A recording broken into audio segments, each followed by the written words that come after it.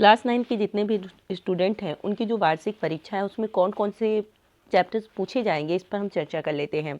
इससे पहले भी हमने इस वीडियो को बनाया था, परंतु हो सकता है कि आपने उसे ध्यान नहीं दिया हो, तो इसलिए क्लास 9 के जितने भी विद्यार्थी हैं वो समझिए कि देखिए आपका जो क्लासेस था दो साल लगभग वो ऑनलाइन चला है, क्योंकि 2021-22 के सत्र के जो विद्यार्थी अब 2022 में परीक्षा देंगे उनका कौन कौन से चैप्टर आएगा इस साल और कौन कौन सा चैप्टर नहीं आएगा, इस पर हम चर्चा करते हैं। क्योंकि आप जानते हैं कि 2020 और 21 के सत्र में लगभग 30% जो कोर्स था वो घटा दिया गया था।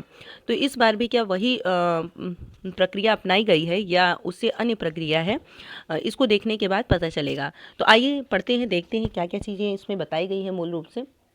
देखिए, कहा गया है कि कोविड-19 महामारी के कारण शैक्षिक सत्र 2021-22 यानी 21-22 जो 22 में होने वाली परीक्षा है उसके लिए कहा गया है कि कोविड-19 महामारी के कारण शैक्षिक सत्र 2021-22 में विद्यालयों में समय से पठन पाठन का कार्य न हो पाने की स्थिति में समयक विचारों उपरांत विषय विशेषज्ञों की समिति द्वारा निम्नवत 30% पाठ्यक्रम कम किए जाने की अनुशंसा की गई है। देखिए, कोविड-19 की वजह से आपके जो क्लासेस थे वो समय से नहीं प्रारंभ हो सके, जो पठन पाठन का कार्य था वह सही तरीके से नहीं हो पाया, इसीलिए एक विचार संगोष्ठी हुई और उसमें विशेषज्ञों के द्वारा यह कहा गया कि जो सिलेबस है उसे 30% कम कर दिया गया जाए। और उसी की वजह से जो निर्धारित पाठ्य वस्तु थी, कौन कौन से चैप्टर हटा दिए गए हैं इस बार, इसे हम चर्चा कर लेते हैं और साथ ही कौन कौन से चैप्टर पढ़ने हैं इस पर भी हम चर्चा करेंगे। देखिए, निर्धारित पाठ्य वस्तु जो हटाए गए थे गद्य पाठ से, क्लास 9 के लिए ये वीडियो है, इसलिए क्लास 9 के ही विद्यार्थी से देखेंगे समझेंगे। देखिए, गद्य से बात चैप्टर प्रताप नारायण मिश्र का जो चैप्टर है बात, उसे हटा दिया गया है। साथ ही स्मृति जो श्री राम शर्मा जी का चैप्टर है स्मृति, उसे भी इस साल नहीं पढ़ना है। वहीं ठेले पर हिमालय धर्मवीर भारती की रचना है, इसे भी इस बार नहीं पढ़ना है आपको। अब देखिए, हम काव्य पर चर्चा कर लेते हैं। जो काव्य है, काव्य में कौन कौन से चैप्टर नहीं पढ़ने हैं, तो भारतेंदु हरिश्चंद्र का प्रेम माधुरी आपको नहीं पढ़ना है। वहीं नागार्जुन का बादल को घिरते देखा है, ये भी इस साल नहीं पढ़ना है। सोहनलाल द्विवेदी का उन्हें प्रणाम इस साल नहीं पढ़ना है। केदारनाथ अग्रवाल का अच्छा होता सितार संगीत की रात, ये भी आपको नहीं पढ़ना है। शिव मंगल सिंह सुमन का जो युगवाड़ी रचना है, इसे भी नहीं पढ़ना है। तो एक बार फिर से देख लीजिए, गद्य में बात चैप्टर नहीं पढ़ना है, स्मृति नहीं पढ़ना, ठेले पर हिमालय नहीं पढ़ना, और काव्य में आपको प्रेम माधुरी बादल को घिरते देखा है, उन्हें प्रणाम अच्छा होता सितार संगीत की रात, युगवाड़ी, ये सभी चैप्टर नहीं पढ़ने हैं। संस्कृत देखिए, संस्कृत जो है सदाचार सिद्धि मंत्र, ये दो चैप्टर आपको नहीं पढ़ने हैं। सदाचार और सिद्धि मंत्र, ये दो चैप्टर संस्कृत में नहीं पढ़ने हैं। वहीं आपको निर्धारित एकांकी जो है, एकांकी की जो पुस्तक आप में चलती है, यानी हिंदी की जो पुस्तक होगी उसी में पीछे एकांकी दिया गया होगा। तो एकांकी में देख लीजिए क्या क्या नहीं आपको पढ़ना है। व्यवहार चैप्टर नहीं पढ़ना है, जो कि सेठ गोविंद दास की रचना थी। वहीं सीमा रेखा जो एकांकी है, ये भी आपको नहीं पढ़ना है, विष्णु प्रभाकर जी का था। नए मेहमान उदय शंकर भट्ट की रचना थी, इसे भी आपको नहीं पढ़ना है इस साल एकांकी में। वहीं पर आपको व्याकरण के अंतर्गत क्या क्या चीज़ें नहीं पढ़नी है। संस्कृत और हिंदी व्याकरण के अंतर्गत संधि में जो दीर्घ संधि था वो नहीं पढ़ना है। शब्द रूप में भानु अस्मद, ये नहीं पढ़ना आपको, और समास में तत्पुरुष समास को नहीं पढ़ना है। अब देखिए, उपर्युक्त के अनुक्रम में 70% का पाठ्यक्रम निम्नवत है, यानी 30% जो हटाए गए थे उस पर हम चर्चा कर चुके हैं। अब हम देखते हैं कि 70% जो है उसमें कौन कौन से पाठ आ रहे हैं और कौन कौन से पाठों को आपको पढ़ना है और किस प्रकार से आपका जो प्रश्न पत्र का प्रारूप होगा वो होगा। इस पर भी हम चर्चा करेंगे कि प्रश्न पत्र का प्रारूप क्या होगा, इस पर भी हम देख लेते हैं, चर्चा कर लेते हैं। देखिए, जो पूर्णांक है वो 100 अंक का होता है, जिसमें से आपको 70 अंक की लिखित परीक्षा देनी होती है, जिसके लिए समय 3 घंटे निर्धारित होता है। वहीं 30 अंक, 100 में से जो 30 अंक होता है वो प्रोजेक्ट कार्य यानी आंतरिक मूल्यांकन के लिए निर्धारित होता है। तो देखते हैं हम, आपका टोटल जो पूर्णांक होता है वो 100 अंक का, जिसमें से 70 अंक की लिखित परीक्षा होती है और 30 अंक का प्रोजेक्ट कार्य होता है, हम बता चुके हैं आपको। देखिए, किस प्रकार का जो पेपर का प्रारूप होगा वो होगा। देखिए, पहला जो आपका प्रश्न होगा वो इसमें हिंदी गद्य के विकास का संक्षिप्त परिचय, यानी भारतेंदु युग तथा द्विवेदी युग से हिंदी गद्य के विकास पर आधारित जो भी संक्षिप्त परिचय है उससे प्रश्न आएंगे 5 नंबर के। और वहीं पर इसी में 1 का ख में हिंदी पद्य के विकास का संक्षिप्त परिचय होगा, आदिकाल पूर्व मध्यकाल यानी भक्ति काल से, और वो भी 5 अंक का पूछा जाएगा। अब देखिए, गद्य हेतु निर्धारित पाठ्यवस्तु, यानी कि गद्य दूसरा जो आपका प्रश्न पत्र में दूसरा पॉइंट रहेगा दूसरा प्रश्न संख्या रहेगा, उसमें गद्य हेतु निर्धारित पाठ्यक्रम जितने भी आपको पाठ पढ़ने हैं उसका एक का संदर्भ और साथ ही में रेखांकित अंश की व्याख्या और उस पर आधारित प्रश्नों के उत्तर देने होंगे। उसके लिए आपको 8 अंक प्राप्त होंगे। ठीक है, कौन कौन से पाठ आपको पढ़ने हैं? मंत्र पढ़ना है, गुरु नानक देव पढ़ना है, गिल्लू पढ़ना है, निष्ठा मूर्ति कस्तूरबा पढ़ना है, सड़क सुरक्षा पढ़ना है, यातायात के नियम पढ़ना है और तोता पढ़ना है। एक बार पुनः देख लीजिए गद्य में कौन कौन से चैप्टर पढ़ने हैं। मंत्र, गुरु नानक देव, गिल्लू, निष्ठा मूर्ति कस्तूरबा, सड़क सुरक्षा एवं यातायात के नियम और साथ ही तोता आपको पढ़ना है।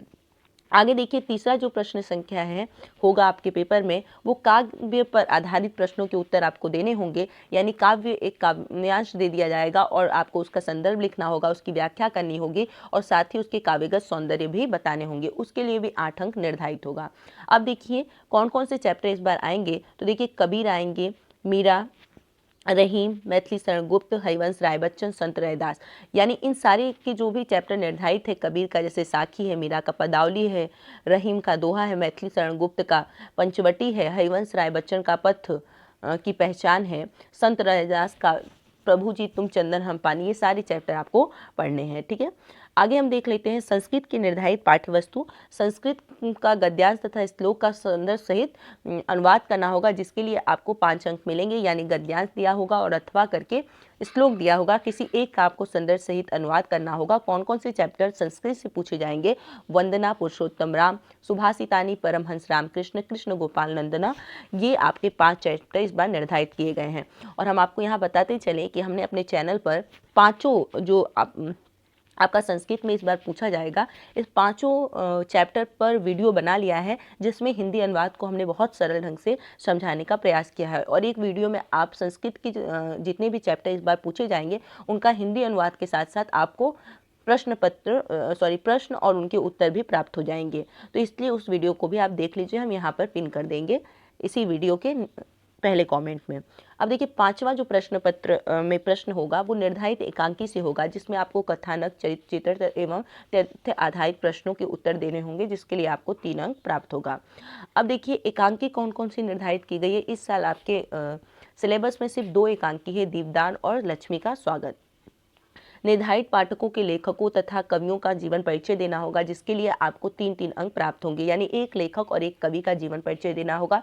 यानी एक गद्य से किसी एक लेखक का जीवन परिचय जो भी उसमें ऑप्शन के रूप में आए होंगे, तो आपको किसी एक लेखक का जीवन परिचय लिखना होगा। वहीं काव्य में भी किसी एक कवि का जीवन परिचय लिखना होगा, जिसके लिए 3 अंक निर्धारित होगा।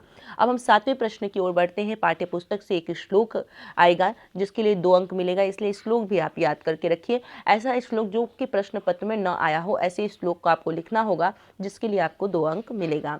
वहीं पर दूसरे प्रश्न पर हम चर्चा कर लेते हैं। संस्कृत के निर्धारित पाठों से पाठों पर आधारित 2 प्रश्नों का उत्तर संस्कृत में लिखना होगा, जिसके लिए आपको 2 अंक मिलेंगे।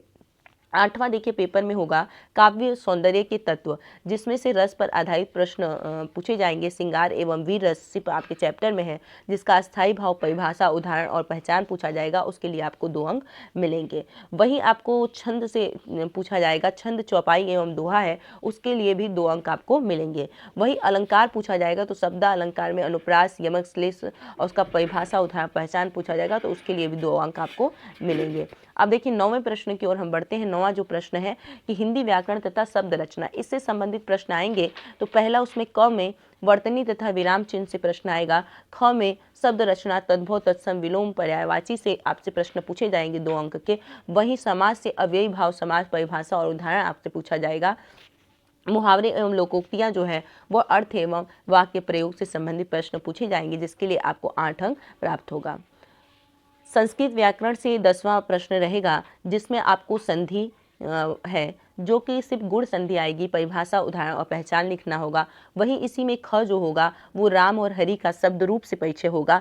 वहीं पर ग में धातु रूप गम, भू, क्री का लट, लोट, वृद्धिलिंग, लंग तथा लिट लकार, यानी 5 लकार से प्रश्न आएंगे। 11वें की ओर हम बढ़ते हैं। हिंदी के 2 सरल वाक्यों का हिंदी में अनुवाद करना होगा, जिसके लिए आपको 2 अंक मिलेंगे। और आपका अंतिम जो होगा वो पत्र लेखन यानी प्रार्थना पत्र होगा। ठीक है, यहाँ पर निबंध की चर्चा नहीं की गई है, परंतु आपका जो निबंध है वह भी आएगा। अब देखिए, आंतरिक मूल्यांकन के अंतर्गत 30 अंक आपको जो मिलता है विद्यालय से, उसके लिए जो भी शैक्षिक सत्र था प्रत्येक 2 माह में निर्धारित किया जाता है। यानी अगस्त माह में पहला जो आपका प्रैक्टिकल प्रारंभ होता है 10 अंक के लिए, वो वाचन से संबंधित था, और वहीं अक्टूबर माह में 10 अंक का व्याकरण संबंधी होता है, और तृतीय माह में 10 अंक नाटक, कहानी, कविता, पत्र लेखन पर निर्धारित होता है। तो इससे हमें मतलब नहीं है। एक बार फिर से देख लेते हैं कि गद्य में कौन कौन से चैप्टर आएंगे और कौन कौन से चैप्टर नहीं आएंगे। तो देखिए, गद्य में मंत्र जो चैप्टर है, जो कि जिसके लेखक प्रेमचंद जी हैं, ये इस साल आपके सिलेबस में है। गुरु नानक देव जो चैप्टर है, जिसके लेखक हजाई प्रसाद द्विवेदी हैं, ये भी इस साल आपके चैप्टर में है। गद्य का ये सारे चैप्टर हैं। गिल्लू आपके चैप्टर में है महादेवी वर्मा का, निष्ठा मूर्ति कस्तूरबा, काका कालेलकर की रचना। वहीं जो तोता है रविन्द्रनाथ टैगोर का, ये भी इस साल है, और सड़क सुरक्षा एवं यातायात के नियम, ये भी इस साल आपका है। यहाँ से चाहे तो स्क्रीनशॉट लेकर रख सकते हैं। गद्य के निर्धारित चैप्टर हैं आपके, ठीक है। गद्य में इतने चैप्टर आपको पढ़ने हैं। वहीं काव्य में आपको कबीर का साखी पढ़ना है, मीराबाई का पदावली पढ़ना है, रहीम का दोहा पढ़ना है, जयशंकर प्रसाद का पुनर्मिलन पढ़ना है, सूर्यकांत त्रिपाठी निराला का दान पढ़ना है। देखिए, पुनर्मिलन के ऊपर चर्चा नहीं हुई थी, इसलिए इस पर आप परेशान न होइए। देखिए, मैथिली शरण गुप्त का पंचवटी पढ़ना है, वंश राय बच्चन का पंथ की पहचान पढ़ना है, और संत रैदास का प्रभु जी तुम चंदन हम पानी, ये चैप्टर आपको पढ़ने हैं। और देखिए, संस्कृत का जो निर्धारित पाठ्यवस्तु है वो है वंदना, पुरुषोत्तम राम, सुभाषितानी, परमहंस रामकृष्ण, कृष्ण गोपाल नंदना। ये 5 चैप्टर संस्कृत में आपको पढ़ने हैं। और आपको इस साल एकांकी में सिर्फ 2 एकांकियाँ पढ़नी हैं, जो कि पहला है दीपदान, जिसके लेखक हैं राम कुमार वर्मा, और वहीं दूसरा जो एकांकी है वो लक्ष्मी का स्वागत है, जिसे लिखा है उपेंद्र नाथ अस्क जी ने। तो आशा है कि आप एक बार सिलेबस देख करके अच्छी से अपनी तैयारियां प्रारंभ करेंगे, क्योंकि एनुअल एग्जाम की जो निर्धारित तिथि है वो लगभग हर विद्यालयों में दे दी गई होगी, ठीक है।